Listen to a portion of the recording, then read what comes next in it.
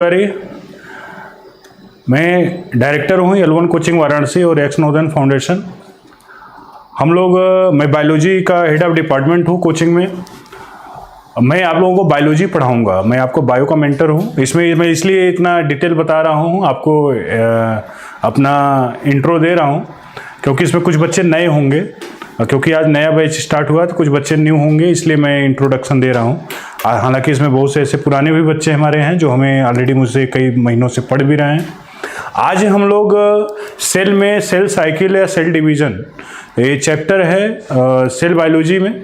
तो जैसे आप पढ़ते हैं सेल बायोलॉजी या साइटोलॉजी, दो चीज़ें होती हैं। साइटोलॉजी क्या होता है, कहते हैं study of cell under a microscope. जब हम सेल के स्ट्रक्चर की स्टडी हम करते हैं तो उसको हम साइटोलॉजी बोलते हैं। और जब कहते हैं study of all aspect of the cell, cell के सभी एस्पेक्ट की जब हम स्टडी करते हैं तो उसको हम सेल बायोलॉजी बोलते हैं। हालांकि मैं सेल बायोलॉजी में हम लोगों ने सेल मतलब एक तो होता है सेल का स्ट्रक्चर पढ़ना, उसमें माइटोकॉन्ड्रिया, प्लास्टिड, ये सारी चीज़ें पढ़नी होती है। बायोमॉलिक्यूल आता है, उसके बाद सेल डिवीजन, सेल साइकिल। मैं एक नया चैप्टर है, यहीं से मैं आज स्टार्ट करूंगा class. Cell cycle and cell division एकदम नया चैप्टर है। उम्मीद है कि सभी बच्चे आ चुके होंगे। Good evening everyone. आप लोग विनोद के बारे में बहुत बातचीत कर रहे हैं, मैं देख रहा था चैट में। तो विनोद को छोड़िए, अरुण तिवारी को देखिए यहाँ पर, जो कि मैं आपको बहुत इंपॉर्टेंट चैप्टर है सेल साइकिल, और बहुत कॉन्सेप्चुअल है। इसमें कुछ भी याद करने वाली कोई चीज़ ही नहीं है, सिर्फ कॉन्सेप्ट है। तो स्टार्ट करते हैं, ठीक है। Cell cycle and cell division है क्या? सेल साइकिल, सेल साइकिल कहते किसको है? साइकिल का मतलब ये होता है कि जहां से चीजें स्टार्ट होती होंगी वहीं खत्म होती होंगी, उसी को हम साइकिल बोलते हैं। तो इसका मतलब सेल साइकिल में भी चीजें एक तरह से स्टार्ट होती होंगी, फिर घूम फिर कर फिर वहीं पर आकर अंत होता होगा। साइकिल का मतलब यही है। और डिवीजन का मतलब होता है सेल जब कई पार्ट में डिवाइड करता है तो उसको हम कई पार्ट का मतलब कई भाग, मतलब जैसे एक सेल से 2 सेल हुआ, 2 से 4 हुआ, 4 से 8 हुआ। जब सेल का नंबर बढ़ता है, डिवीजन करता है, उसको सेल डिवीजन बोलते हैं। तो हम 2 फेज में पढ़ेंगे सेल साइकिल से। हालांकि दोनों एक ही चीज, सेल साइकिल के अंदर ही सेल डिवीजन आता है। तो हम यहाँ ध्यान देंगे कि सेल साइकिल क्या है, ठीक है। तो मजे के साथ हम लोग यहाँ पर देखते हैं। अगला ये है L1 एस्पायर ऐप है, जो कि कोचिंग का L1 कोचिंग का है। और इसमें आपको बहुत सी चीजें मिलती हैं। लाइव रिकॉर्डेड लेक्चर मिलता है, DPPs मिलती हैं, स्टडी मटेरियल होता है जिसको गूगल प्ले स्टोर से आप डाउनलोड कर सकते हैं। डाउट क्लियरिंग सेशन है, वीकली एंड मंथली टेस्ट है, कैरियर गाइडेंस सेशन होते हैं बीच बीच में। इसको आप स्टेप लिखा हुआ है कैसे आप इसको डाउनलोड कर सकते हैं। आप L1 एस्पायर ऐप में वहाँ गूगल प्ले स्टोर में आप टाइप करेंगे, इस तरह के ओपन होके आएगा, इसको डाउनलोड करेंगे, अपना ईमेल आईडी और पासवर्ड चूज करके इसको आगे स्टार्ट कर सकते हैं। तो हम लोग आज स्टार्ट करेंगे cell cycle and cell division. Cell division है क्या? चलो, सेल डिवीजन किसको बोलते हैं? एनीवन? आप जरूर सर आपकी भूतिया क्लास कब चलेगी? आएगी, जल्दी आएगी, जल्द। समय जब आएगा, समय के पहले कुछ नहीं होता। समय आएगा, भूतिया क्लास होगा या चुड़ैल क्लास होगा जरूर। तो सेल डिवीजन को पहले रॉबर्ट, हालांकि रुडॉल्फ विर्चॉव साहब थे, देखिए सामने उनका फोटो भी लगा हुआ है। रुडॉल्फ विर्चॉव साहब ने सबसे पहले सेल लिनिएज थियरी दिया था। उसको ओमनिस सेलुला ए सेलुला बोलते हैं। क्या बोलते हैं? ओमनिस सेलुला ए सेलुला बोलते हैं। इसको रुडॉल्फ विर्चॉव साहब ने दिया था इनका। लेकिन इनके देने के पहले सेल थ्योरी किसने दिया था? स्लाइडेन एंड स्वान ने दिया था। और स्लाइडेन स्वान ने, कहते हैं कि स्लाइडेन स्वान का जो सेल थ्योरी दिए थे उसमें ये इसी बात की कमी रह गई थी, क्या कि उनके पास इस बात का एकदम एक्सप्लेनेशन नहीं था कि नया सेल का फॉर्मेशन कैसे होता है, हाउ न्यू सेल फॉर्म। इसका कोई कांसेप्ट उनके पास नहीं था। जो कांसेप्ट था वो बकवास था। बकवास का मतलब उसका कोई मतलब नहीं था, कोई मीनिंग नहीं था। जैसे स्लाइडेन साहब ये कहते थे कि new cell form by crystallization of pre existing cell. कहते हैं कोई सेल पहले से है, उससे क्रिस्टल बनता है और क्रिस्टल से नया सेल बन जाता है, जो कि एकदम गलत है, ऐसा नहीं होता। स्वान साहब कहते नहीं, ऐसा नहीं होता, आप गलत है, मैं सही हूं।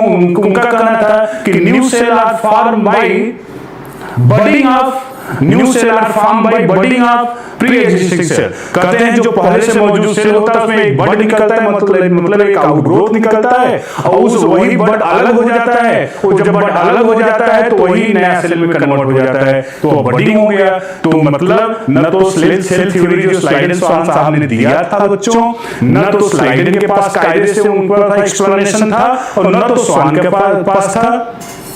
बच्चे बोल रहे सर आपकी आवाज इको कर रही है,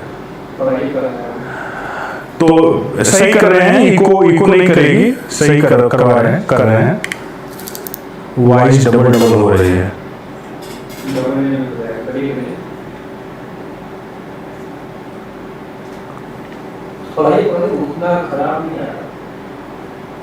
चलो फिर से मैं रिपीट कर दूंगा, कोई बात नहीं, मैं फिर से उसको रिपीट कर दूंगा, कोई दिक्कत नहीं है। फिर से मैं रिपीट कर दे रहा हूं। फिर से सेल डिवीजन मैंने बताया, फिर से सुनिए। सेल डिवीजन की बात जो थी वह सेल थ्योरी में की गई थी, लेकिन सेल थ्योरी जो स्लाइडेन स्वान ने दिया था ना, उस सेल थ्योरी में स्लाइडेन ने कहते थे new cell are form by crystallization, और स्वान साहब कहते थे स्वान साहब बोलते थे new cell form by budding. जबकि आपको पता है कि नया सेल न तो क्रिस्टल से बनता है न तो बड से बनता है, नया सेल तो पुराने सेल के डिवीजन से बनता है। लेकिन इस बात का एक्सप्लेनेशन स्लाइडेन स्वान ने जो सेल थ्योरी दिया था उसमें कहीं नहीं मिलता। एक क्वेश्चन है कि सेल थ्योरी में स्लाइडेन स्वान ने जो सेल थ्योरी दिया था उसमें क्या बात की कमी रह गई थी, तो उसमें इसी बात की भैया कमी रह गई थी कि स्लाइडेन स्वान ने जो सेल थ्योरी दिया था उसमें सेल कैसे बनता है इसका एक्सप्लेनेशन उनके पास नहीं था। हाँ, उनके बाद स्लाइडेन स्वान के सेल थ्योरी देने के बाद यह साइंटिस्ट आए रुडॉल्फ विर्चो, ये नाम है, देखिए रुडॉल्फ विर्चो, ये लिखा हुआ है। इन्होंने रुडॉल्फ विर्चो साहब ने बोला नहीं, न तो नए सेल का फॉर्मेशन क्रिस्टलाइजेशन से होता है, न तो नए सेल का फॉर्मेशन न तो नए सेल का फॉर्मेशन बडिंग से होता है।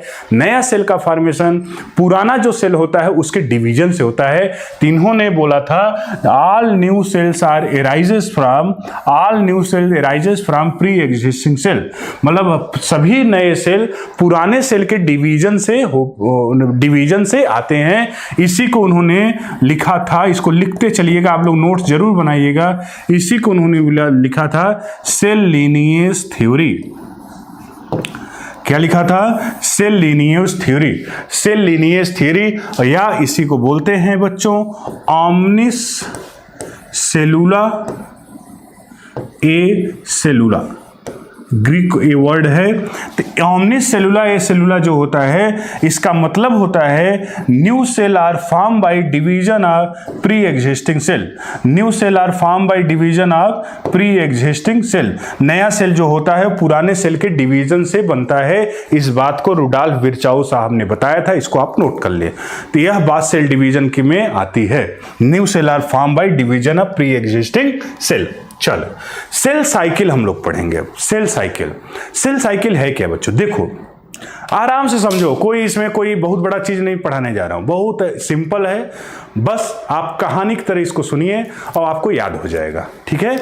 तो ध्यान से, मैंने बताया कि जो सेल साइकिल होता है, एक साइकिल होती है, जैसे एक सेल बना, वह सेल फिर कुछ समय के बाद फिर वह सेल फिर डिवाइड करता है, फिर जो नया सेल बनता है वो फिर डिवाइड करता है, फिर नया सेल जो बनता है फिर डिवाइड करता है। इस तरह से जो सेल साइकिल होता है वो जहां शुरू होता है वहीं आकर खत्म होता है, फिर जो नया सेल बनता है उसमें वही सेल साइकिल होती है। कहते हैं कि एक ह्यूमन बीइंग का, आदमी का एक सेल जो होता है उसकी टोटल सेल साइकिल का जो ड्यूरेशन होता है वो 24 आवर के लगभग होता है। मतलब एक दिन बीतता है तो सेल डिवाइड कर जाता है, तो उसका जो डिवीजन का समय हो 24 घंटे है, 24 आवर। लेकिन जो डिवीजन होता है जिसको हम लोग बचपन से पढ़ते आ रहे हो, प्रोफेज, मेटाफेज, एनाफेज, टीलोफेज, उसमें सबसे इंपॉर्टेंट बात ये होती है बच्चों कि जिस चीज को आप जानते हो, जिस चीज को आप देखते हो माइक्रोस्कोप में, वह प्रोफेज, मेटाफेज, एनाफेज, टीलोफेज जो होता है ना, वह सिर्फ और सिर्फ, वह प्रोफेज, एनाफेज, टीलोफेज, वह सिर्फ और सिर्फ बहुत कम ड्यूरेशन वाला एक्टिविटी आप देखते हो सेल साइकिल का। सेल साइकिल का मैक्सिमम जो ड्यूरेशन होता है वो शांत होता है। शांत मतलब बाहर से देखने से आपको लगेगा कि यहां तो कुछ हो ही नहीं रहा है, जबकि अंदर उथल पुथल बहुत कुछ हो रहा होता है। मतलब मेटाबॉलिकली एक्टिव होता है लेकिन बाहर से दिखता नहीं है। इसका मतलब जो सेल साइकिल होता है बच्चों, उसमें 2 फेज होता है। एक होता है सेल साइकिल, एक होता है कि सेल अपने आप को प्रिपेयर करता है, जैसे आपका जो प्रिपरेटरी फेज उसको बोलते हैं, या उसी को इंटर फेज बोलते हैं। कई लोग बोलते हैं कि सर हाई स्कूल फेज नहीं होता, अरे नहीं यार, वो इंटर हाई स्कूल नहीं, इंटर फेज इसको बोलते हैं, या इसी को प्रिपरेटरी फेज बोलते हैं, जिसमें cell prepare them self for division, जहां पर सेल अपने आप को प्रिपेयर करता है डिवीजन के लिए, तो उसको सेल प्रिपरेटरी फेज बोलते हैं, या उसको डिवीजन उसको बोलते हैं इंटरफेज, प्रिपरेटरी फेज बोलते हैं, या उसको क्या बोलते हैं, इंटरफेज बोलते हैं। ठीक, तो कहते हैं कि अगर ह्यूमन बीइंग का टोटल जो ड्यूरेशन होता है 24 आवर होता है डिवीजन करने का, उस 24 आवर में से 23 आवर मतलब 23 घंटा प्रिपरेशन में बीत जाता है, और केवल 1 घंटा होता है जिसमें वो डिवाइड करता है। तो 1 घंटे वाली एक्टिविटी आपको दिखती है, ऐसे आप देखते हो कि सेल के अंदर कोई चेंज आ रहा है, लेकिन 23 आवर मतलब 24 में से 23 घंटे 23 आवर जो होते हैं वह आपको बाहर से एक्टिविटी देखने में कुछ नहीं लगेगी, और अंदर अंदर उसमें बहुत चीजें प्रिपरेशन चलता रहता है डिवीजन करने के लिए। जैसे आपका नीट का एग्जाम मान लीजिए 2021 में आप नीट का एग्जाम देंगे, या जो 11th के बच्चे होंगे 2020 में 22 में देंगे, 2022 में देंगे, तो 10th वाला बच्चा जो 11th में इस साल गया उसको 2 साल बाद नीट का एग्जाम देना है, जो 12th में बच्चा है उसको 1 साल बाद नीट का एग्जाम देना है, और जो 12th पास कर चुका है उसको अभी कुछ दिन बाद ही देना होगा जब भी एग्जाम का डेट होगा। मतलब 10th से 12th के बीच में जो 2 साल आपको मिला फाउंडेशन करने के लिए, प्रिपरेशन करने के लिए, वही आपका इंटरफेज है। और डिवीजन कर आपको रिजल्ट जो निकालना है वो तो 3 घंटे का एग्जाम होगा, वह आपका डिवीजन फेज है। बहुत सिंपल। तो मैक्सिमम समय जैसे 1 साल कोई प्रिपरेशन किया तो 1 साल कंप्लीट उसका 365 दिन में से 364 दिन जो होगा वह प्रिपरेटरी फेज है, और 1 दिन जिस दिन एग्जाम होगा वह डिवीजन फेज है। तो मेरे कहने का मतलब अगर 24 आवर में ह्यूमन बीइंग का सेल डिवाइड करता है तो 24 आवर में से 23 आवर जो होता है, 23 घंटे जो होते हैं, उसमें सेल अपने आप को प्रिपेयर करता है क्या करने के लिए, डिवीजन करने के लिए। उसी को हम प्रिपरेटरी फेज बोलते हैं, या उसी को हम इंटरफेज बोलते हैं। उसी को हम प्रिपरेटरी फेज बोलते हैं या इंटरफेज कहते हैं। टोटल सेल साइकिल का 95% जो टाइम होता है वह प्रिपरेशन में निकल जाता है। 95%, 5% जो होता है उसमें karyokinesis, cytokinesis, metaphase, anaphase, telophase, दुनिया जहान का वो चीजें होती है। तो मैक्सिमम सेल साइकिल का मैक्सिमम पोर्शन किस फेज में जाता है, प्रिपरेटरी फेज, या उसी को क्या नाम देते हैं, इंटरफेज।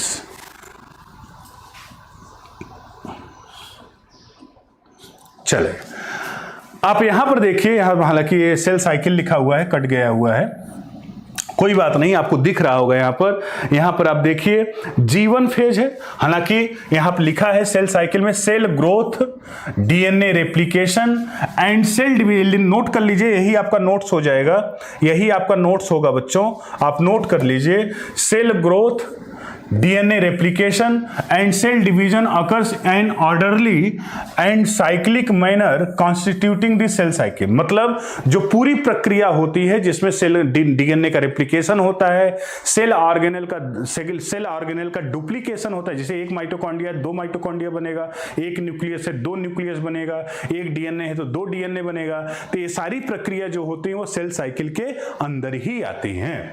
तो cell growth, DNA replication, cell division occurs in all orderly and cyclic manner constituting the cell cycle। इसको क्या नाम देते हैं, सेल साइकिल।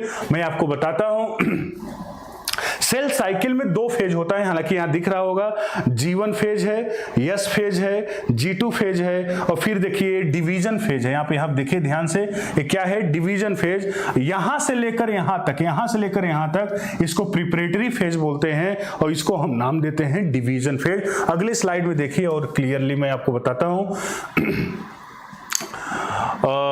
देखिए मैंने आपको बताया सेल साइकिल में कौन कौन से फेज होते हैं। अभी हमने बताया कि मैक्सिमम जो फेज होता है बच्चों वो इंटरफेज होता है, या उसी को क्या नाम देते हैं, प्रिपरेटरी फेज।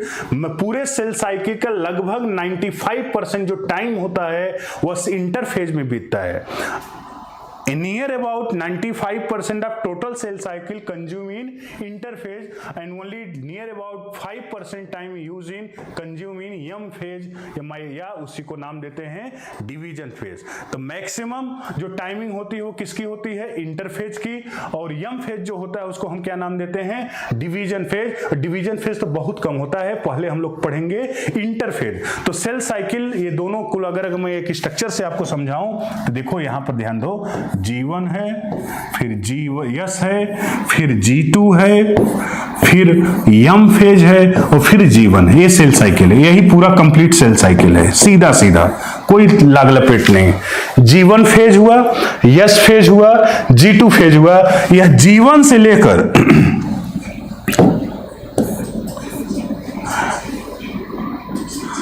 ये G1 से लेकर G2 तक, G1 S और G2 फेज, इसी को हम प्रिपरेटरी फेज बोलते हैं। इसी को हम क्या नाम देते हैं बच्चों? बोलो भाई, तो क्या बोलते हैं? प्रिपरेटरी फेज, या इसी को क्या नाम देते हैं? इंटरफेज। प्रिपरेटरी फेज या इसी को क्या नाम देते हैं? इंटरफेज। इंटरफेज। आवाज अब बहुत कम आ रही है।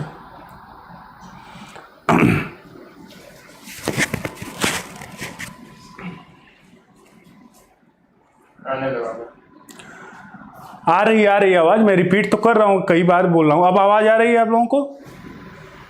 आ रहा होगा, आ रहा है। कभी स्लो कभी नॉर्मल हो रहा है। अभी सेट मत करिए, जैसे रहने दीजिए। तो ये मैंने आपकी बताया, आपको सेल साइकिल में दो फेज हुआ, कौन कौन? इंटरफेज और यम फेज। इंटरफेज को प्रिपरेटरी फेज बोलते हैं, यम फेज को डिवीजन फेज बोलते हैं। प्रिपरेटरी फेज में मैक्सिमम कंज्यूम होता है टाइम, और जो डिवीजन फेज होता है उसमें केवल 5% टाइम यूज होता है। इंटरफेज इसको हम लोग पढ़ेंगे। पहले हम लोग आज सेल साइकिल में पहले हम किसको पढ़ेंगे? प्रिपरेटरी फेज या इंटरफेज को पढ़ेंगे, और देन उसके बाद क्या पढ़ेंगे? यम फेज या डिवीजन फेज। तो बच्चों बिना समय गंवाए हम लोग स्टार्ट करते हैं इंटरफेज या प्रिपरेटरी फेज। यहां लिखा है फेज ऑफ सेल साइकिल। क्या लिखा हुआ है? Phase of cell cycle. यहां देखो बहुत सुंदर सा फोटो यहां पर मैं लेकर आया हूं। यहां पर देखिए मैंने आपको अभी बताया कि G1 फेज होता है, फिर S फेज होता है, फिर G2 फेज होता है, फिर M फेज होता है और फिर G1 फेज होता है। तो G1, S, G2 और M phase.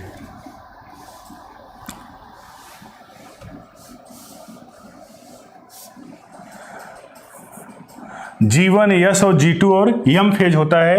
G1, S, G2 जो होता है यहां से लेकर यहां तक, G1, S, G2 यहां से लेकर यहां तक, इसको हम क्या नाम देते हैं? इंटरफेज। यहां देखो स्ट्रक्चर देखो, बहुत क्लियरली समझ में आएगा। इंटरफेज, तो इंटरफेज में कौन कौन आएगा? G1 फेज आएगा, और फिर S फेज आएगा जहां DNA का अभी बताएंगे डिटेल इसको, और दूसरा G2 फेज आएगा।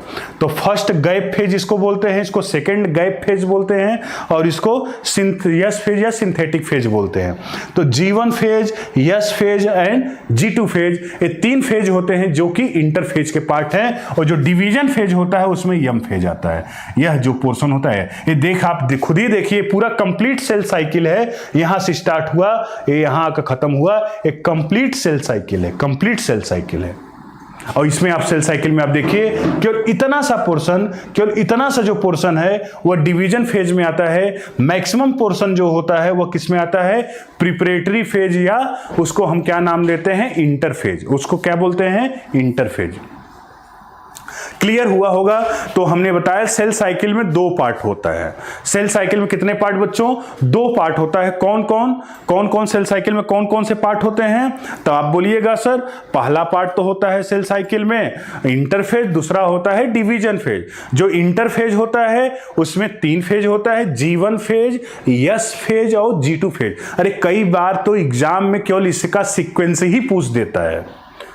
तो ये प्रिपरेशन, इसमें सेल अपने आप को प्रिपेयर करता है डिवीजन करने के लिए। अरे भैया कहीं हमला करना है तो पहले वो अपना सेना तैयार करेगा ना, तो उसी को प्रिपरेशन बोलते हैं भाई। तो अपने आप को प्रिपेयर करता है किसके लिए? डिवीजन करने के लिए। तो अभी हमने बताया कि टोटल सेल साइकिल का 95% टाइम इंटरफेज या प्रिपरेटरी फेज में चला जाता है, जिसमें सेल अपने आप को प्रिपेयर करता है क्या करने के लिए? डिवीजन करने के लिए। और दूसरा जो फेज होता है डिवीजन फेज, जिसको हम माइटोसिस फेज बोलते हैं या उसको हम यम फेज बोलते हैं, वो केवल 5% होता है। केवल कितना परसेंट होता है? 5% होता है डिवीजन फेज, यम फेज। ठीक। अब कहते हैं कि बहुत से सेल ऐसे होते हैं जो डिवीजन नहीं करते। बहुत से सेल ऐसे होते हैं जो डिवीजन नहीं करना चाहते, जैसे न्यूरॉन सेल्स है, नर्व सेल है। तो भैया वो नर्व सेल कभी ना कभी तो डिवीजन करता ही होगा ना, नहीं समझे? जैसे आप प्लांट में भी आप पढ़ते हो, दो तरह के टिश्यू होते हैं, एक होता है मेरिस्टेमेटिक टिश्यू, एक परमानेंट टिश्यू। या नर्व सेल है तो नर्व सेल कभी ना कभी तो डिवाइड किया ही होगा ना, वो डिवाइड करके डी डिफरेंशिएशन हो गया, जो डिफरेंशिएट हो गया, बोला कि भैया हम संन्यास ले लिया। संन्यास का मतलब कहा कि अब मैं डिवीजन जिंदगी में नहीं करूंगा। तो बोला गया कि भैया तुम जब डिवीजन नहीं करना चाहते हो, एक काम करो, क्या? सेल साइकिल से तुरंत भाग जाओ बाहर। अगर सेल साइकिल में तुम रहोगे तो तुम्हें डिवीजन करना पड़ेगा। अगर तुम चाहते हो कि हम डिवीजन नहीं करना चाहते, तो 1 मिनट ना लगे, तुरंत तुम सेल साइकिल से बाहर निकल जाओ, तुरंत भाग जाओ यहां से, संन्यास ले लो, भागो यहां से। अगर जीवन में रहना है, अगर जिंदगी में जीना है, तो आपको जैसे नॉर्मल लोग हैं वैसे रहो। अगर तुम्हें चाहते हो तुम स्पेशल हो, तो तुम तुरंत यहां से भाग जाओ।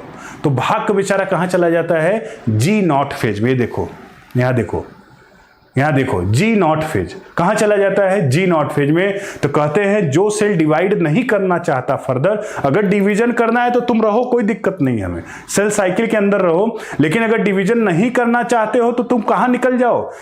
सेल साइकिल से निकल जाओ बाहर। बाहर का मतलब कहां चला जाएगा? मैदान में थोड़ी चला जाएगा यार। बाहर निकलने का मतलब एक फेज होता है, कौन सा फेज? G0 फेज, G0, ये लिखो, ये देखो G0 फेज, G0 फेज। तो G0 फेज में चला जाता है, या उसी को क्विसेंट फेज बोलते हैं। एनसीईआरटी में देखोगे क्विसेंट फेज बोलते हैं या G0 फेज बोलते हैं। क्या बोलते हैं? G0 फेज या क्विसेंट फेज बोलते हैं, जिसमें सेल अपने आप को जिसमें सेल डिवीजन नहीं करता है। तो इसका मतलब कहोगे सर, इसका मतलब अभी G0 फेज में आने के पहले वो सेल साइकिल में तो था? बिल्कुल था, सेल साइकिल से ही तो G0 में गया। कहते हैं कि जब, ध्यान से सुनिएगा, सब क्वेश्चन है, ध्यान से सुनिएगा सभी लोग। कहते हैं जब सेल अपने आप को, जब सेल में डिवीजन नहीं होना होता, सेल कहता है कि अब मैं डिवाइड नहीं करूंगा, तो वह सेल साइकिल में नहीं रहता और सेल साइकिल से वो संन्यास ले लेता है। तो जब संन्यास लेता है तो किसी न किसी स्टेज में रहता होगा, वहीं से निकला होगा। तो किस स्टेज से निकलता है? G1 फेज से।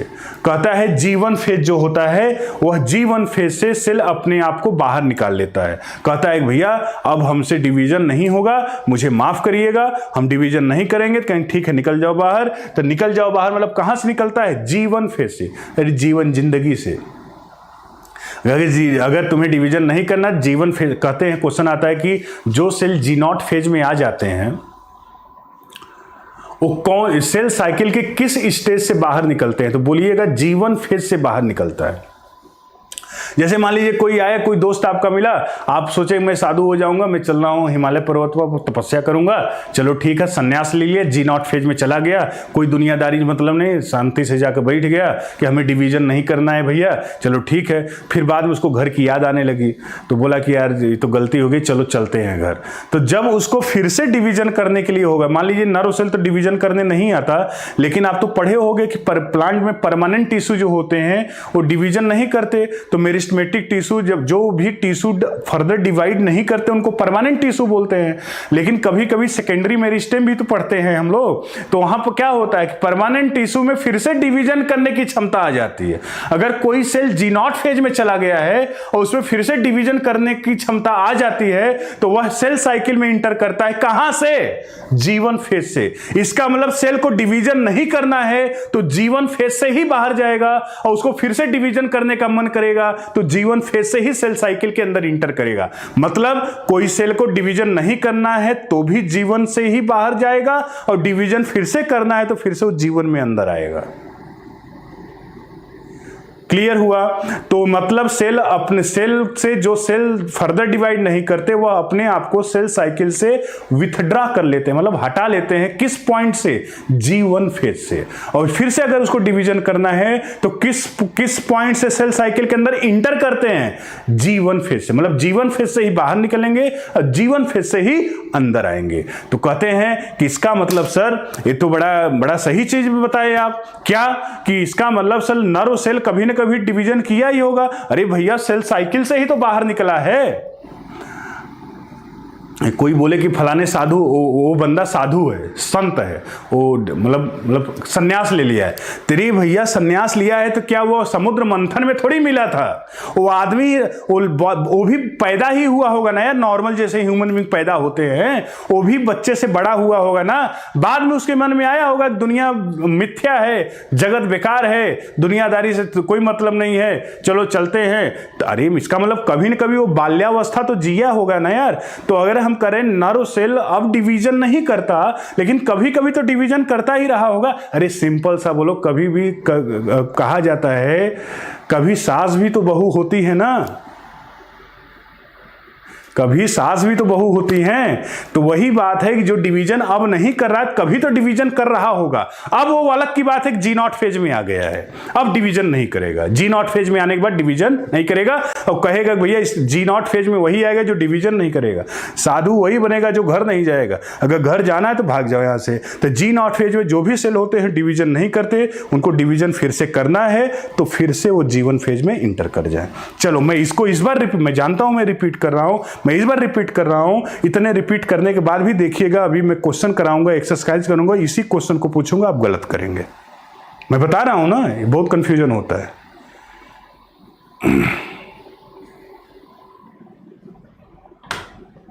समझ गए? तो एग्जाम्पल मैंने आपको बता दिया, बाकी कोई मतलब नहीं है कि हमने कहा कि कोई भी सेल डिवीजन। हाँ, अब बात हुआ इंटरफेज की, ठीक है। इंटरफेज में 3 फेज होता है, G1 फेज, S फेज और G2 फेज। चलो इसके आगे मैं बढ़ता हूं, इसको स्ट्रक्चर को आप बना लें, आप लिखना चाहें। अब देखिए इंटरफेज या प्रिपरेटरी फेज, इसमें क्या क्या होता है इसको आप नोट करना पड़ेगा। अभी जो मैं अभी बोला हूं वही चीज सामने आपके लिखा हुआ है। Metabolically most active stage in the cell cycle. कोई कहता है कि भैया इंटरफेज में सर कुछ हो ही नहीं रहा है। कोई कहता है कि इंटरफेज जो है वो तो इंटरफेज में तो कुछ होता ही नहीं, क्या ये एक्टिव होता है? अरे भैया बहुत एक्टिव होता है, मेटाबॉलिकली मोस्ट एक्टिव होता है। Metabolically most active stage in the cell cycle in which cell prepare themselves for division। मतलब यह जो इंटरफेज होता है वह मेटाबॉलिकली एक्टिव स्टेज होता है, बहुत ज्यादा एक्टिविटी उसमें होती है। उसमें क्या क्या होता है उसमें अभी बताएंगे। G1 में क्या होता है, S में क्या होता है, G2 में क्या होता है। तो G1 फेज में क्या होता है? G1 फेज में होता है, सॉरी ओवरऑल मैं बताता हूं। इसमें होता है क्या है कि सेल ऑर्गेनेल डबल हो जाता है, सेंट्रियोल डबल हो जाता है, न्यूक्लियस डबल हो जाता है, DNA डबल हो जाता है, सब कुछ डबल होगा। अरे भैया हम करें कि एक लड्डू है आपके पास और कोई बोलेगा कि इतना ही बड़ा 2 लड्डू चाहिए, 2 बच्चे हैं और इतना ही बड़ा बड़ा 2 लड्डू देना है। तो इसका मतलब इस लड्डू की साइज 2 गुना करेंगे तब तो 2 लोगों को इक्वल बांटेंगे तो इतना बड़ा बड़ा दोनों को मिलेगा। तो सेल अपने आप को पहले उस लायक तो बना ले भैया कि हम डिवीजन कर सकेंगे, 2 बराबर भागों में हम बंट सकते हैं। तो उसमें क्या होगा, जो भी चीजें उसके पास है उसको डबल करना होगा। जब वो डबल कर लेगा तब आधा करेगा, तो जितना वो पहले था उतना उतना दोनों भागों में बंट जाएगा। तो मतलब ये मेटाबॉलिकली मोस्ट एक्टिव स्टेज है। मैं बगल हो गया, आप नोट कर लीजिए। Metabolically most active stage in the life cell cycle in which cell prepare themselves for division. अगला है it consist of following 3 phase, G1 phase, S phase and G2 phase. इसको नोट करिए सभी लोग।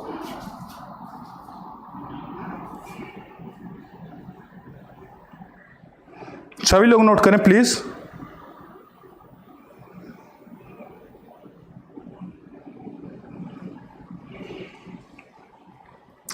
सभी लोग नोट करें, फिर मैं आगे बढ़ूं। डन लिखिएगा नोट करने के बाद।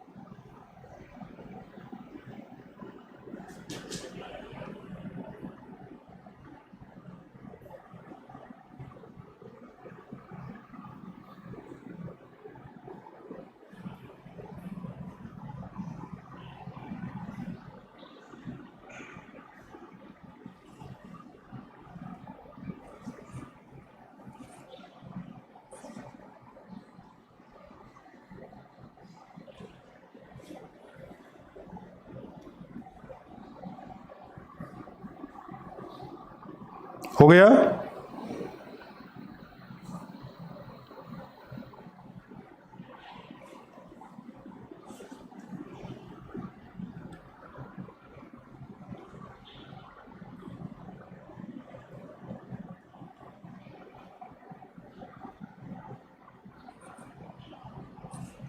एक मिनट बच्चों, मैं थोड़ा कैमरा सेट हो रहा है।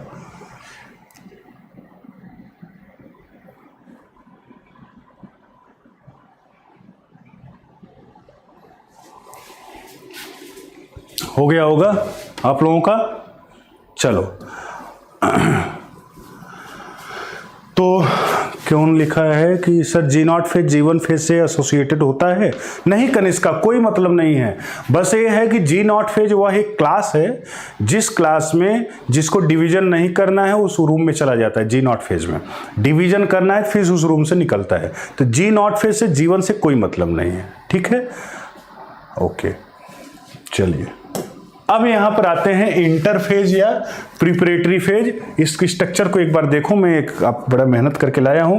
इसमें आपको और ग्राफिकली एक चीज दिखेगा, क्या कि जो जीवन फेज है, देखो जीवन फेज ये है, यहां देखो सब लोग, ये जीवन फेज है। जीवन फेज में आप देखेंगे यहां से लेकर यहां तक तो बहुत बड़ा एरिया जीवन फेज में है। मतलब कहते हैं कि पूरे इंटरफेज में 3 फेज होता है, जीवन फेज, यस फेज और G2 फेज। जो जीवन फेज होता है वह सबसे लॉन्गेस्ट फेज होता है, सबसे बड़ा, सबसे ज्यादा समय जीवन फेज में लगता है। दूसरा है यस फेज, ये जो कि यहां से लेकर यहां तक होता है, जिसको सिंथेटिक फेज बोलते हैं, जिसमें डीएनए का डुप्लीकेशन होता है या जिसमें डीएनए की सिंथेसिस होती है, उसको यस फेज बोलते हैं। ये है यस फेज। ये जीवन फेज है जिसमें सबसे ज्यादा समय लगता है। सेकंड सबसे ज्यादा समय कौन लगता है? यस फेज में, जिसमें डीएनए रेप्लिकेशन होता है, बाकी भी काम होता है। इसमें जीवन फेज में क्या होता है अभी बताऊंगा, अलग अलग। और देखो सबसे कम समय G2 फेज में लगता है। तो सबसे बड़ा गैप, सबसे ज्यादा समय किसमें होता है? जीवन फेज में। और फिर सेकंड नंबर पर कौन आता है? Yes phase. और सबसे कम समय जिसमें लगता है G2 फेज में, आप देख सकते हैं। और अब एक एक करके हम लोग बढ़ेंगे, एक एक करके बढ़ेंगे। पहला है बच्चों जीवन फेज, देखिए सामने हेडिंग में पड़ा होगा जीवन फेज। जीवन फेज में क्या होता है? तो पहला बात तो जीवन फेज के 3 नाम है, आपको याद होगा। अभी ऐसे सेल साइकिल मैंने अभी बताया था, जैसे ये जीवन फेज है, ये जीवन फेज है, फिर यह यस फेज है, फिर ये G2 फेज है, फिर ये यम फेज है और फिर जीवन फेज है। ठीक है, तो ये जीवन, यस और G2 और यम फेज है। जीवन फेज जो होता है इसको पोस्ट माइटोटिक, देखो 3 नाम इसका है, तीनों नाम से क्वेश्चन पूछता है जीवन फेज को। पहला तो यही क्वेश्चन है भैया अपने आप में, क्या क्या? फर्स्ट ग्रोथ फेज, इसको क्या बोलते हैं? First growth phase. G one phase को क्या बोलते हैं? पहला ग्रोथ फेज है, इसमें साइज बढ़ती है। First growth phase, first growth phase.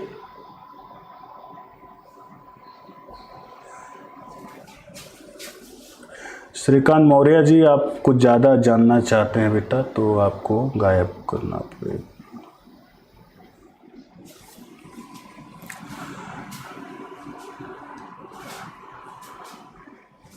तो first growth phase, G one phase, ये क्या है? First growth phase. और क्योंकि ये माइटोसिस के बाद हो रहा है, ये माइटोसिस के बाद हो रहा है, तो इसको बोलते हैं पोस्ट माइटोटिक फेज। ये फर्स्ट ग्रोथ फेज हुआ, इसको और क्या बोलते हैं? पोस्ट माने बाद में, पोस्ट माइटोटिक फेज। इसको क्या बोलते हैं? Post mitotic phase. ये देखो ना, ये जीवन फेज है ना, ये माइटोसिस के बाद हो रहा है ना, ये माइटोसिस के बाद हो रहा है, तो पोस्ट माइटोटिक फेज। 1 से 1 और G से ग्रोथ, तो first growth phase, post mitotic phase, pre synthetic phase. तो प्री मतलब सिंथेटिक, देखो 3 नाम हुआ। तो फर्स्ट ग्रोथ फेज माइटोसिस के, माइटोटिक के बाद हो रहा है, इसलिए पोस्ट माइटोटिक फेज। और सिंथेटिक फेज के पहले है, इसलिए pre synthetic phase, pre synthetic phase. आपको याद रटने की कोई जरूरत नहीं है, समझ में आया होगा। तो फर्स्ट ग्रोथ फेज, जी से जी माने ग्रोथ, वन माने फर्स्ट, ऐसे याद कर लो। फर्स्ट ग्रोथ फेज माइटोसिस के बाद होता है इसलिए पोस्ट माइटोटिक फेज, और सिंथेसिस के पहले होता है इसलिए प्री सिंथेटिक फेज बोलते हैं। और लिखो अगला है, ये सब नोट करते चलिए, नोट्स आपका है बच्चों। This is longest phase of the cycle, यह सबसे बड़ा फेज है साइकिल का। This is a longest phase of cycle.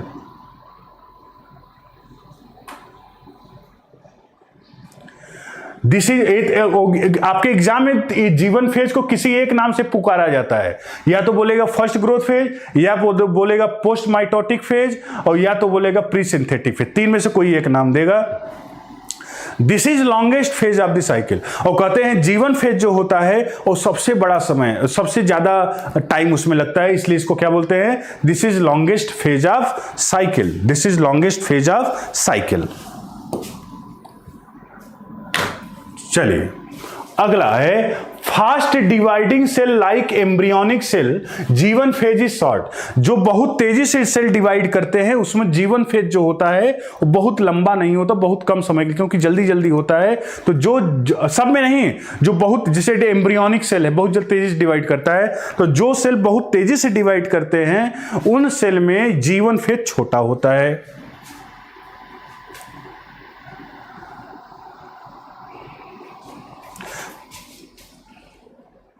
Shrikant Maurya जी, आपको मुझे मजबूरन ब्लॉक करना पड़ेगा, आप कुछ ज़्यादा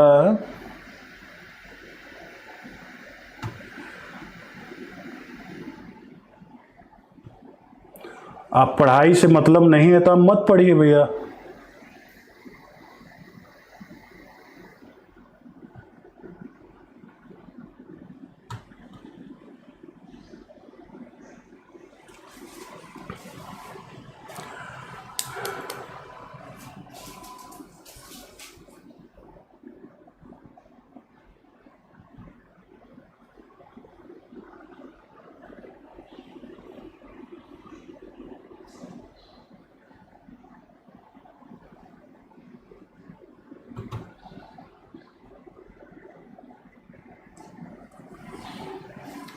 चलिए, ये विनोद कौन बोल रहा है? क्यों डिस्टर्ब कर रहे हैं आप लोग? प्लीज डिस्टर्ब ना करें। बहुत बच्चे इसमें क्लास कर रहे हैं और बड़ी ध्यान से पढ़ रहे हैं, और कोई भी इस तरह की एक्टिविटी करेंगे तो हमारे मॉडरेटर सामने बैठे हुए हैं और तुरंत ब्लॉक कर देंगे।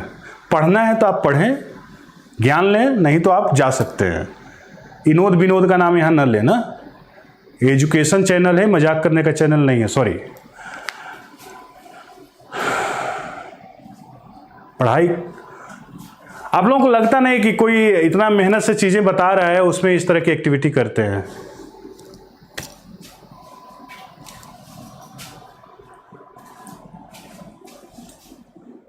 उसमें कुछ लोग उनसे बात भी करते हैं, सब विनोद क्या होता है?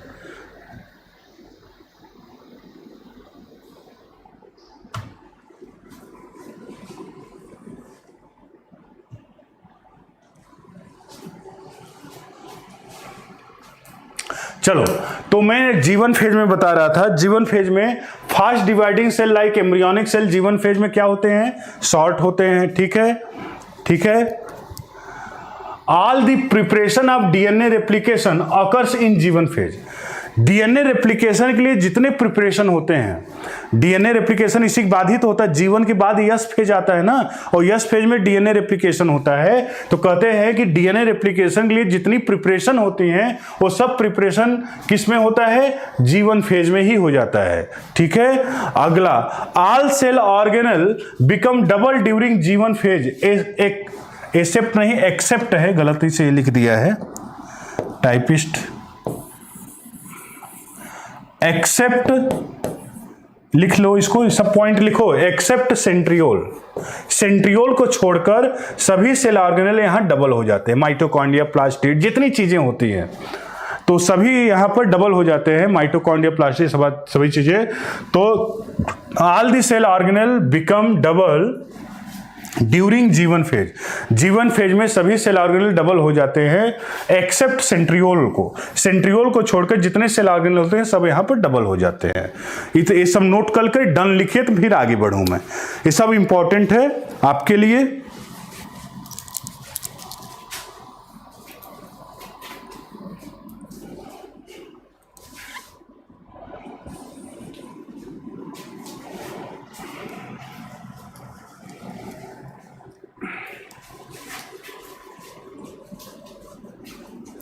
निहारिका, मैंने आपको बोला कि जीवन फेज वहां शॉर्ट होता है जहां पर सेल डिवीजन बहुत तेजी से होता है, बहुत तेजी से होता है, वहां जीवन फेज, जैसे एम्ब्रियोनिक सेल होता है तो एक ही दो जगह होता है, बाकी जगह तो जीवन फेज बड़ा होता ही है। Done, okay, thank you, thank you. And next G phase में डिसीजन सेल डिवीजन का जीवन फेज, अभी हमने बताया कि जब सेल डिवाइड नहीं करना होता है जीवन से ही निकलता है, और सेल को डिवाइड करना होता है तो फिर से जीवन में इंटर करता है।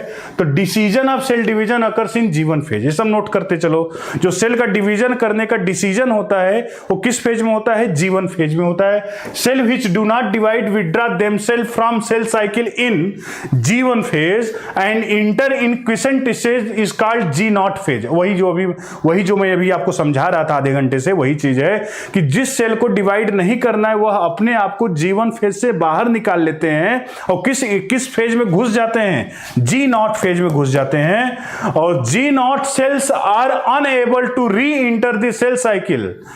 कुछ ऐसे जगह हैं जो जीवन सेल जो फिर से सेल साइकिल में इंटर नहीं करते, जैसे मसल सेल और नर्व सेल। मसल सेल और नर्व सेल जो होते हैं वो बाहर निकल गए तो फिर इंटर नहीं करते, जबकि आप अभी मैंने बताया कि कुछ ऐसे परमानेंट टिश्यू होते हैं जो फिर से मेरिस्टेमेटिक हो जाते हैं, जिनको सेकेंडरी मेरिस्टेम बोलते हैं, वह जी नॉट फेज से फिर से जीवन फेज में इंटर घुस सकते हैं, इंटर कर सकते हैं।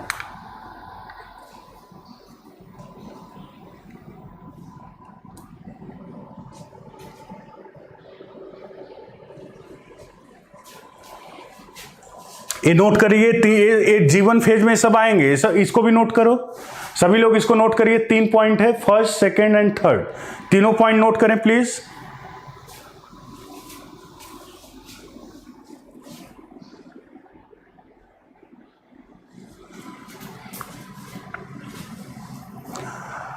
सेकेंड पॉइंट जो जी नॉट फेज वाला है वो मैं शुरू में 15 मिनट बताया हूं, तो आप जब क्लास खत्म होगा तो फिर से एक बार वीडियो को रिवाइंड करके देख लीजिएगा, वो चैनल पर पड़ा रहेगा ये वीडियो।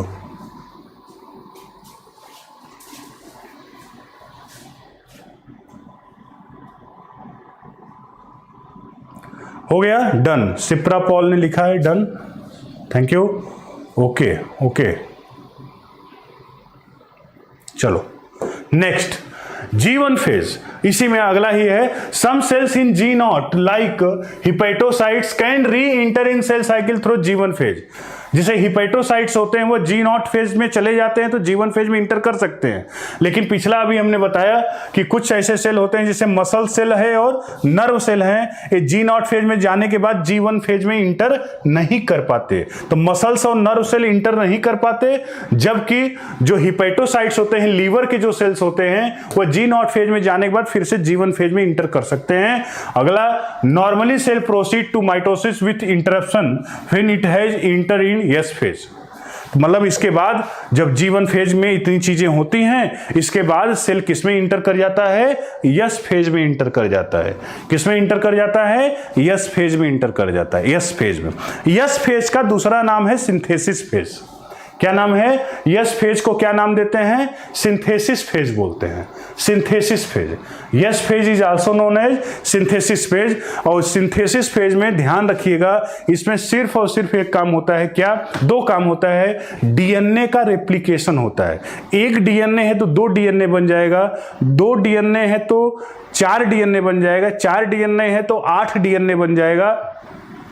तो डीएनए का डुप्लीकेशन होता है या डीएनए का रेप्लिकेशन होता है किस फेज में? यस फेज में। तो इस फेज में डीएनए क्या हो जाता है? डबल हो जाता है, डीएनए का डुप्लीकेशन होता है। और दूसरा है बट, लेकिन याद रखिएगा, क्रोमोसोम जो होता है, क्रोमोसोम का नंबर, यही बहुत इंपॉर्टेंट बात है। डीएनए तो डबल हो जाता है लेकिन क्रोमोसोम का नंबर सेम रहता है, क्रोमोसोम का नंबर डबल नहीं होता। क्रोमोसोम का नंबर डबल नहीं होता, क्रोमोसोम का नंबर डबल नहीं होता।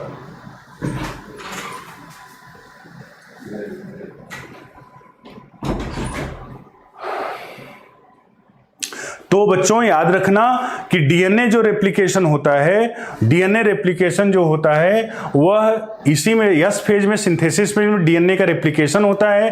अगर डीएनए 2C है तो ये 4C हो जाएगा, 4C है तो 8C हो जाता है। तो डीएनए जितना रहता है उसका दुगुना हो जाता है, रेप्लिकेशन होता है यहाँ पर यस फेज में। और दूसरा यहाँ पर याद रखिएगा, डीएनए डबल भले हो जाता है लेकिन क्रोमोसोम का नंबर डबल नहीं होता, क्रोमोसोम का नंबर उतना ही रहता है। ठीक है, अगला है डुप्लीकेशन ऑफ सेंट्रियोल। सेंट्रियोल जो होता है वो डबल,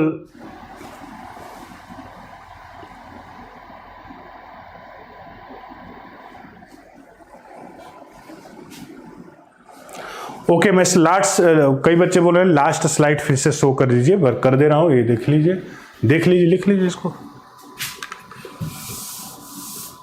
जीवन फेज का लास्ट स्लाइड है।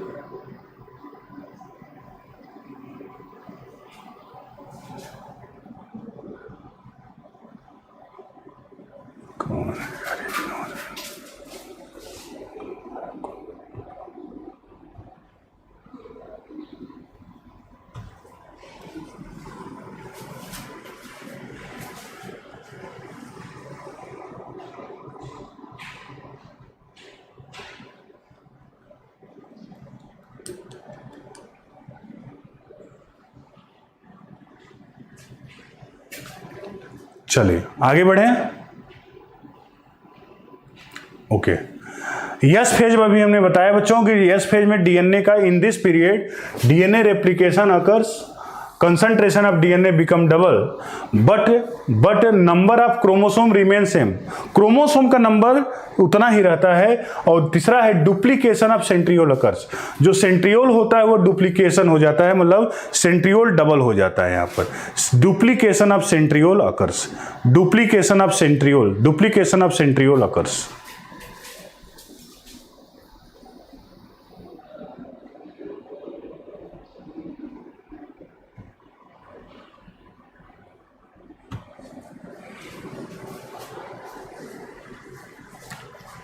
डुप्लीकेशन ऑफ सेंट्रियोल अकर, इसमें दो चीज हुआ, डीएनए का रेप्लिकेशन हुआ और सेंट्रियोल का डुप्लीकेशन हुआ। डीएनए का रेप्लिकेशन हुआ और सेंट्रियोल क्या होता है, डबल हो जाता है। ये स्ट्रक्चर देखो, ये लिखा है जीवन, ये देखिए जीवन phase, S phase, G2 phase और यम फेज, ये पूरा सेल साइकिल है, पूरा सेल साइकिल बना हुआ है, सेल साइकिल है। नोट कर लिए आप, आगे बढ़ूं मैं, नेक्स्ट स्लाइड पर बढ़ूं मैं।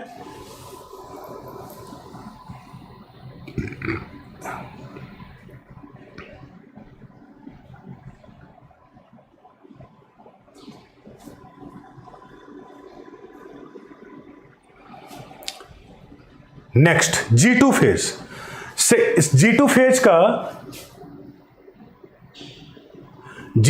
का भी तीन नाम, G2 फेज का भी तीन नाम।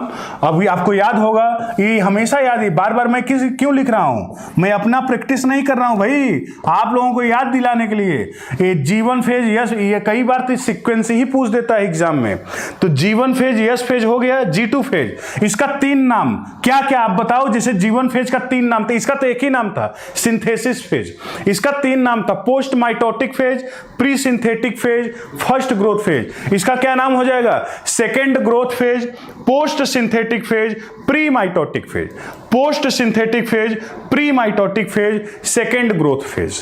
तीन नाम हुआ, लिख लो, लिख लीजिए इसको, लिख लो इसको। सेकेंड ग्रोथ फेज, पोस्ट, ये लिखा हुआ है, second growth phase, post synthetic phase, pre mitotic phase. ये तीन नाम है इसका, second growth phase, post synthetic phase, pre mitotic phase.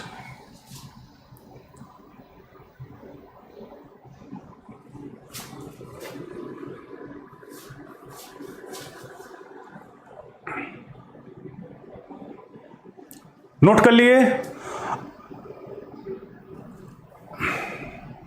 लिखो डन यार, डन लिखो, डन डन डन, तुरंत लिखा करो डन।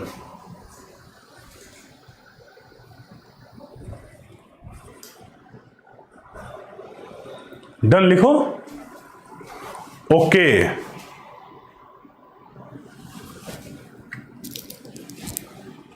स्क्रीनशॉट भी ले सकते हो। चलिए, G2 फेज में क्या क्या होता है।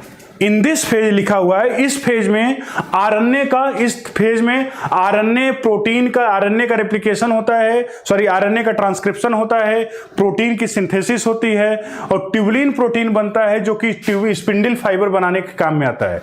तो लिखा है 3 point, in this phase more RNAs and protein are synthesize, preparation and synthesis of tubulin protein for spindle apparatus, और तीसरा है एटीपी एक्युमुलेशन है। 3 पॉइंट है G2 फेज में। इसमें मेन एक ही है क्या कि यहां पर स्पिंडल फाइबर का जो प्रोटीन होता है ट्यूबुलिन प्रोटीन, वह ट्यूबुलिन प्रोटीन की सिंथेसिस यहीं पर होती है।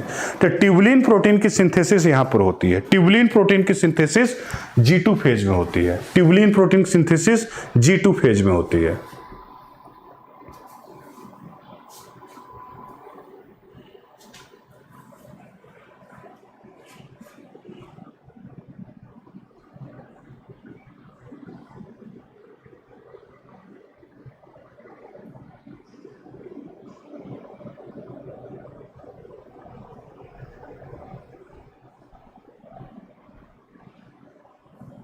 हो गया।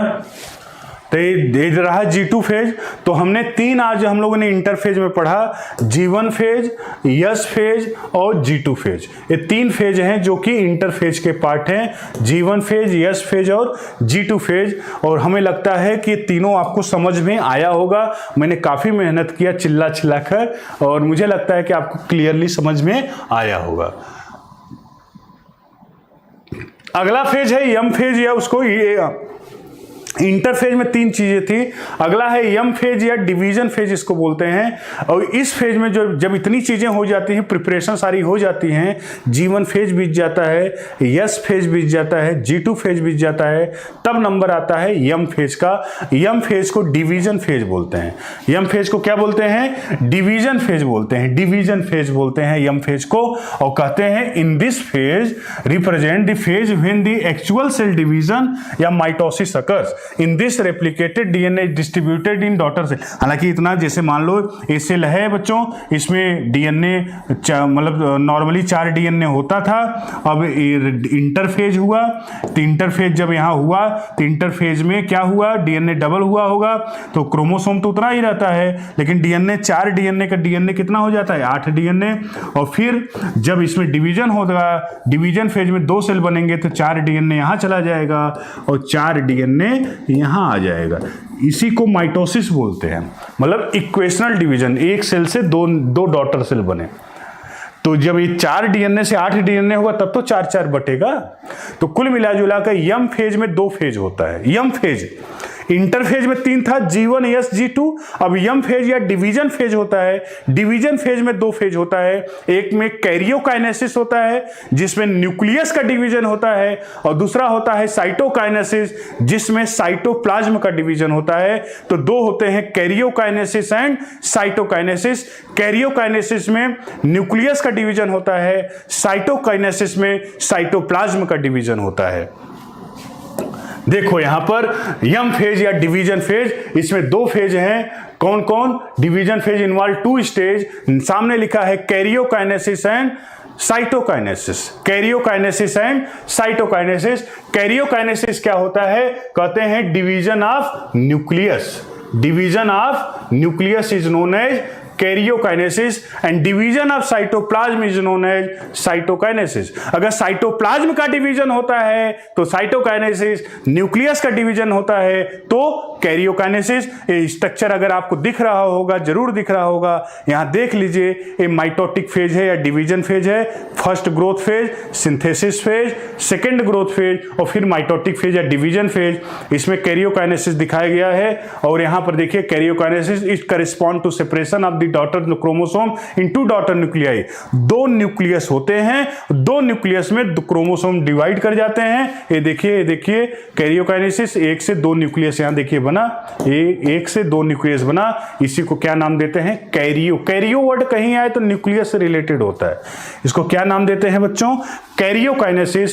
और अगला है इसके बाद साइटोकाइनेसिस। साइटोकाइनेसिस में क्या कहते हैं? साइटोप्लाज्म का डिवीजन होता है तो उसको क्या नाम देते हैं? साइटोकाइनेसिस। क्या नाम देते हैं? Cytokinesis.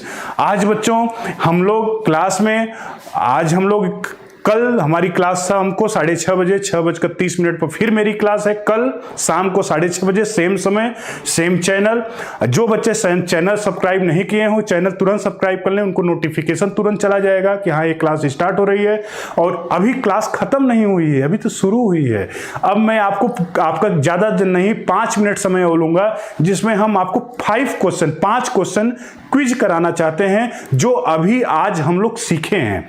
Cell division, cell cycle जो भी आज हम पढ़े हैं उसी के आधार पर हम 5 क्वेश्चन सिर्फ आपसे कराएंगे और 5 क्वेश्चन में मैक्सिमम 5 मिनट आपका लेंगे, उससे ज्यादा नहीं लेंगे और उसके बाद हम क्लास छोड़ेंगे। ठीक है बच्चों? और आपको एक विनम्र निवेदन है, आप लोगों से रिक्वेस्ट है कि आप जरूर लाइक करिएगा और कमेंट जरूर करिएगा, क्योंकि कमेंट आपका जो होता है, लाइक जो होता है, कमेंट आपका होता है, शेयर भी करिएगा। अगर ये लेक्चर आपको अच्छा लगा तो अपने दोस्तों में फैलाइएगा, शेयर करिएगा। अगर आपको ये अच्छा लगा, कैसा अच्छा लगा कमेंट हम जरूर करें, क्योंकि जो आपके कमेंट होते हैं वो हमारे लिए टॉनिक का काम करते हैं। हम अगले क्लास में और एनर्जी के साथ काम करते हैं। यही हमारा टॉनिक है, यही हमारा सब कुछ है, जो आपका भाव होता है, जो आपका हमारे प्रति प्रेम होता है। चलो अगला हम क्विज स्टार्ट करते हैं बच्चों।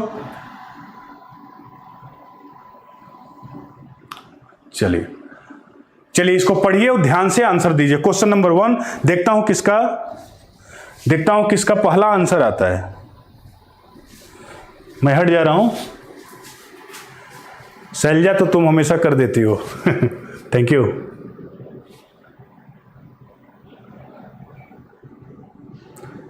चलिए पढ़िए, क्वेश्चन पढ़िए और आंसर बताइए। Read the following statement about cell division and select the correct answer. M phase मतलब mitotic division phase, represent phase when actual cell division occurs and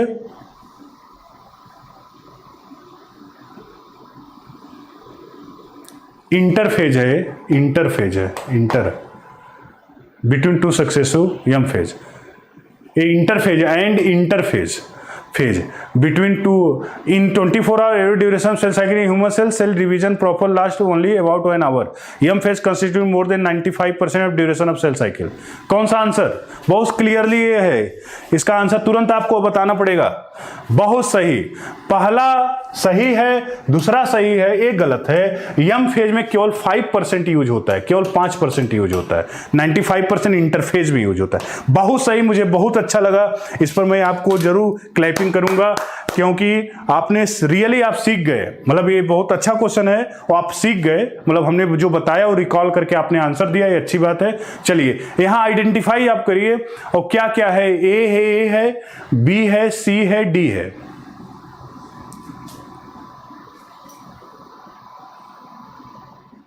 देखता हूं कितने लोग समझ पा रहे हो। ये यहां पर स्ट्रक्चर है, ए है, बी है, सी है, डी है।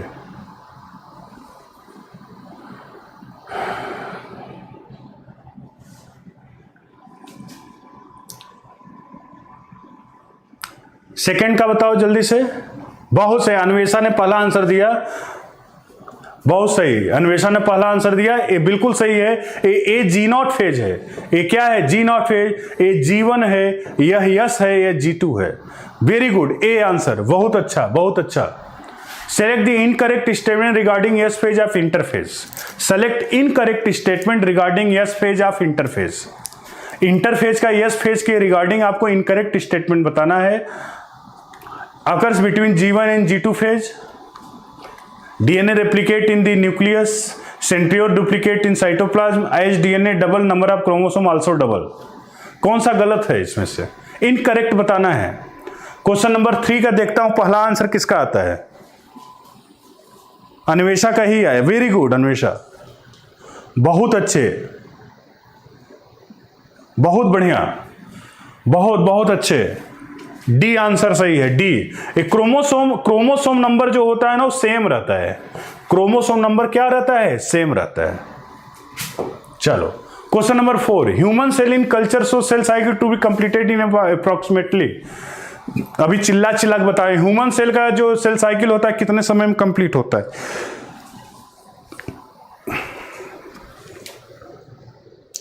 फटाक से बताओ बच्चों, बहुत जल्दी से बताना पड़ेगा आपको। 24 आवर, बिल्कुल बी आंसर, बिल्कुल बी आंसर। 24 आवर होता है। तुम लोग बहुत अच्छा किए भाई, रियली मुझे अच्छा लग रहा है, बहुत जल्दी सीख गए, 1 घंटे के अंदर आप सीख गए। 24 आवर, करेक्ट। क्वेश्चन नंबर 5 बताना है आपको, ये लास्ट क्वेश्चन है, बाकी क्वेश्चन और भी हैं, कल कराएंगे, आज के लिए बस इतना। एक क्वेश्चन नंबर 5 बताओ।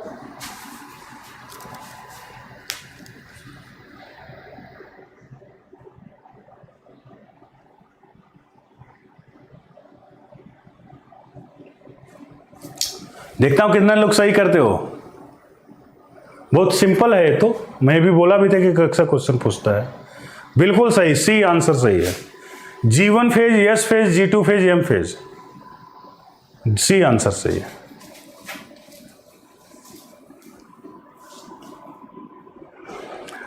तो आज इसी के साथ हमें विदाई लेनी पड़ेगी आप सभी बच्चों से। कुछ बच्चे नए बच्चे इसमें होंगे जो पहली बार हमारा क्लास किए होंगे, और भी क्लास करेंगे तो और चीज़ें हो सकता है हमें समझ पाए, आज ना समझ में आया हो अगर, तो कल भी आप क्लास करिए, मज़ा आएगा। मेरा दावा है कि अगर जितनी चीज़ें हम आपको बताते हैं उतना आप फॉलो करते हैं तो आपको मेडिकल कॉलेज में पहुँचने से कोई नहीं रोक सकता, मैं बता रहा हूँ आपको। तो आज की क्लास कैसी लगी आप जरूर बताइएगा, और सभी बच्चे जो आज क्लास किए हो कल का भी क्लास जरूर करेंगे, तभी इसका बेनिफिट मिलेगा, ठीक है। और हम कमेंट, आपके कमेंट का मैं वेट करूंगा, इंतजार करूंगा। सभी बच्चों का कुछ न कुछ कमेंट आना चाहिए जो कि हमारे लिए एनर्जी काम देगा। कल फिर मैं मिलता हूं बच्चों, तब तक के लिए थैंक यू। अपना ख्याल रखिए, घर में बाकी लोगों का भी ख्याल रखिए, और स्वस्थ रहो, सुरक्षित रहो। थैंक यू बच्चों, जय हिंद।